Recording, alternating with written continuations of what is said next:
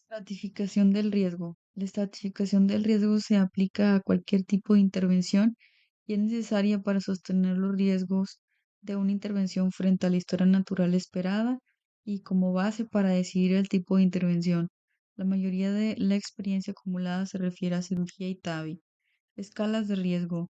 La escala de la Society of Thoracic Surgeons para la predicción del riesgo de mortalidad y el Euroscore 2 permiten discriminar con precisión a los pacientes con riesgo quirúrgico alto o bajo y muestra una buena calibración para predecir el resultado postoperatorio de la cirugía valvular en la mayoría de los pacientes, aunque la estimación del riesgo puede ser menos precisa en los pacientes de riesgo alto. La escala STS-PROMP es dinámica y cambia a lo largo del tiempo. Hay que señalar que las escalas de riesgo no se han validado para la intervención aislada de la válvula tricúspide. Cuando se emplean por separado, las escalas de riesgo quirúrgico tienen limitaciones importantes para aplicarlas en la práctica clínica a pacientes que se someten a una intervención percutánea debido a que no incluyen factores de riesgo relevantes como la fragilidad ni factores anatómicos que tienen un impacto en el procedimiento, ya sea quirúrgico o percutáneo como la aorta en porcelana, la radiación torácica previa o la calcificación del anillo mitral. Se han desarrollado nuevas escalas para estimar el riesgo de los pacientes sometidos a TAVI, que tienen una mayor precisión y capacidad de disminución de las escalas de riesgo quirúrgico, pese a sus numerosas limitaciones. La experiencia en la estratificación del riesgo es a día de hoy menor en otras intervenciones como las de la válvula mitral y tricuspidia. Otros factores. Se deben tener en cuenta otros factores relevantes. La fragilidad, definida como una disminución de la reserva fisiológica, la capacidad de mantener la homeostasis que conduce a una mayor vulnerabilidad ante factores de estrés y confiere más riesgo de mortalidad tras cirugía o TAVI. La evaluación de la fragilidad no debe basarse en un enfoque subjetivo como la evaluación rápida y superficial, sino una combinación de una serie de determinaciones objetivas. Actualmente se dispone de varios instrumentos para evaluar la fragilidad. La desnutrición y el deterioro cognitivo también predicen un mal pronóstico. El fracaso de órganos vitales y en particular la combinación de enfermedad pulmonar grave, dolor posoperatorio por esternotomía o toracotomía y un tiempo prolongado bajo anestesia de pacientes sometidos a reemplazo valvular quirúrgico mediante esternotomía completa pueden contribuir a la aparición de complicaciones pulmonares. Existe una asociación positiva entre la disfunción renal y el aumento de mortalidad después de cirugía y las intervenciones valvulares percutáneas, especialmente cuando la tasa de filtrado glomerular es menor a 30 mililitros por minuto.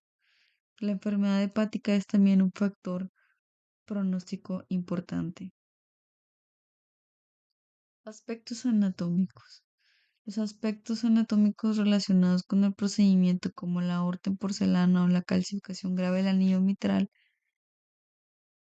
deben de tomarse en cuenta y se debe evitar la futilidad de los pacientes situados en el extremo del espectro de riesgo. La futilidad terapéutica se ha definido como la falta de eficacia médica, particularmente cuando el juicio médico sea poco probable que la terapia produzca un resultado clínico que se pretende, o como la falta de un aumento significativo de la supervivencia según los valores personales del paciente. Además de la supervivencia, la evaluación de la futilidad abarca otros aspectos como la recuperación funcional.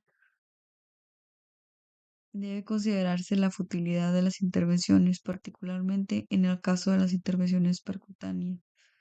La alta prevalencia de comorbilidades en los pacientes ancianos hace que la evaluación de la relación riesgo-beneficio de las intervenciones sea más compleja, por lo que el papel del equipo cardiológico es esencial para este tipo de población. Aspectos relacionados con el paciente. Debe tenerse en cuenta la esperanza y la calidad de vida estimadas de los pacientes.